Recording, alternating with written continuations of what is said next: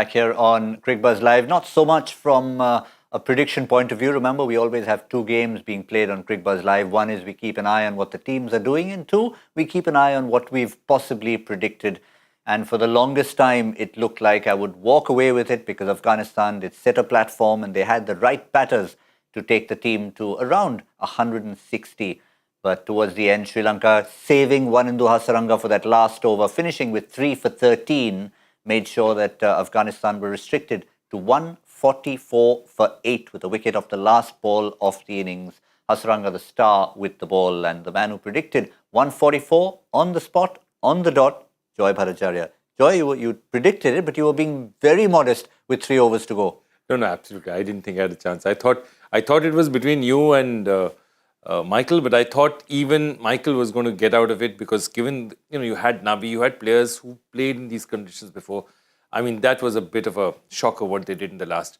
Just 40 runs of the last 5 overs. That's not something. Nowadays, international sides, even if they're 5 down, 6 down, the minimum you expect in those last 5 overs is at least 50 runs. I mean, 10 and over is par for the course and just about par. And that's really disappointing. I think Afghanistan should consider themselves, they'd be disappointed by how they ended. And Michael, it was probably planning from Sri Lanka in terms of keeping Wanindu Hasaranga for the end. I mean, no matter how good a leg spinner you have, you generally knock them off by maybe the 16th over. Tikshana wasn't at his best today, but Hasaranga did what he does.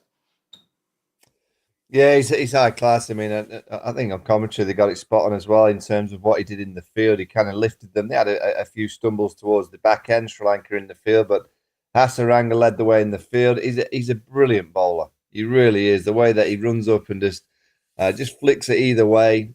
He seems to know exactly the right pace at the right time. He knows exactly when to drop the ball into the kind of length positions, when to go a bit fuller.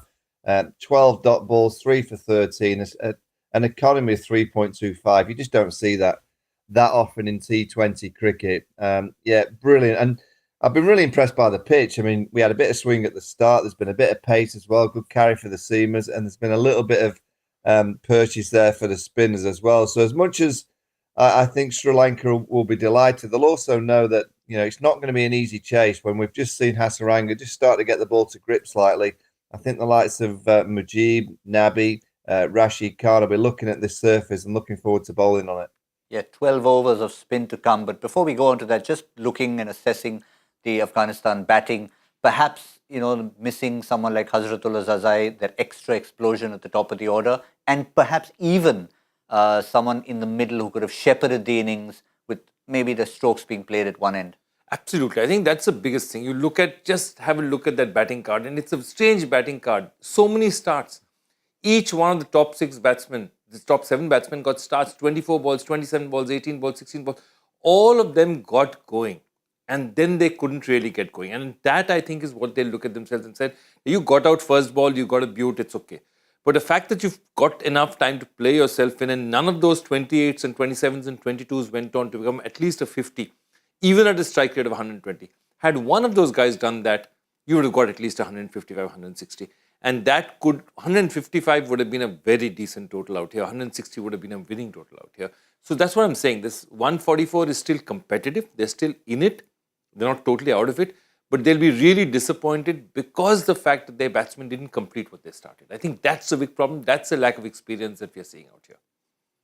Yeah, I mean, Michael, really that's at the start of the show, we were talking about how far Afghanistan have come as a team, but still a few strides they need to take. This would be one area because you'd want to take a completed innings where you haven't exactly been bundled out for 65 or 70 and tell yourself, not a single batsman got to 30. Yeah, I mean, you generally want one player to have an innings of substance, and you have 2 or 3 cameos around, and you get to that 160 plus score, if not get it to 180. You just look at those last 5 overs, 40 for 5. They're in a position, even without the one individual innings of substance, to go on and get the 160, 165 because they got such a good platform. I thought they played smartly at times, but it also says to Sri Lanka that the pitch is decent. If all those players are getting in, the pitch is pretty good as well, because usually when the pitch is a bit dicey and a bit of spice in it, you do see 1 or 2 very low scores because there's so much action in the surface. So clearly it's a decent deck. There's that short side that, again, we've heard on commentary, throughout the innings talk about targeting that shorter side. That's why it's so important for me when if you can get left hand, right hand out there at the same time. So at least one batter can target that leg side. So it makes it that much more difficult for the captains. It makes it more difficult for the analysts these days to get the coding right. If there's a left hand, right hand out there, no idea what numbers and letters mean in those coding systems that they put out on those desks that we saw the Sri Lankan analysts do. We've seen it many times from England and in the Pakistan Super League. So very difficult for the captains when there's a left-hand, right-hand combination out there with that short side. So I'd be very interested to see how Sri Lanka operate that batting lineup. Yeah, the analysis of all of it, the numbers being thrown out. Sometimes, Joy, you tell yourself that, listen, it's about application out in the middle. The numbers can only do so much and no more. It's a bit like even the coach's job. It possibly finishes when that first ball is bowled. Yeah, I think after that it is matchup and they move to specific matchup. So what they do have is definitely they'll have a field. So they'll have a field to a left-hander facing with a close boundary out here. There's specific field that they set, and those are mostly about the field settings. About this is where you're going to do, and they're specific. I think 3, 4, 5 field settings. I don't think any more than that you can expect fielders to remember and captains to remember. But 3, 4 basic fields. If it's a left-hander batting with this boundary with a spinner, this is who's going to go where. And very interesting also, if you look at the way Hasranga was used, 8, 11, 14, 20. When is the last time you've seen a leggy used like that? I mean, he's just been brought in after the sort of first overs are ended.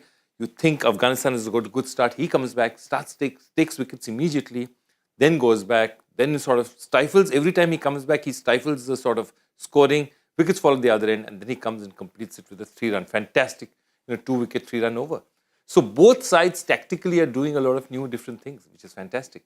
I want to ask Michael about Hasranga in a second, but just to complete the conversation about analysis and captains and the qualities you need as a captain. Michael, we've known you as an astute captain of England, but just fast forward, if you were captain of a T20 side here, be it an international side or a franchise side, would you be able to get your hand around or your head around all these numbers being thrown at you, or would you say, listen, just leave me alone, let me do my job on the field? You move with the times, don't you? And you've got to accept that these days it's different. It's a different world that we're in. But I'm amazed that captains can't remember. I mean, surely if you're a captain of any note, you know the fields that you're going to want set to most of the players. You do the research before the game. You talk to your analyst team. You're having drinks breaks all the time. So if they want to send out some kind of message, they can do that. I said straight away that the coding system that I've seen for 2 or 3 years now, I'm not too sure that it's really doing too much. If you're a captain out in the middle and you've not got your plans and your kind of bowling combinations in your head before the game, and if you can't react out in the middle again to the situation and kind of read what the pitch is doing, what the combinations are doing, what is the best kind of formation for your bowling unit out in the middle at that particular moment. I just hope we're not going to go through an era where actually all the captains do is that. Yeah, good point. Virtual captain. And even then, you've got situations where a captain who's awful at calling with tosses gets replaced by somebody else for superstition or other reasons. So even that would be thrown out the window.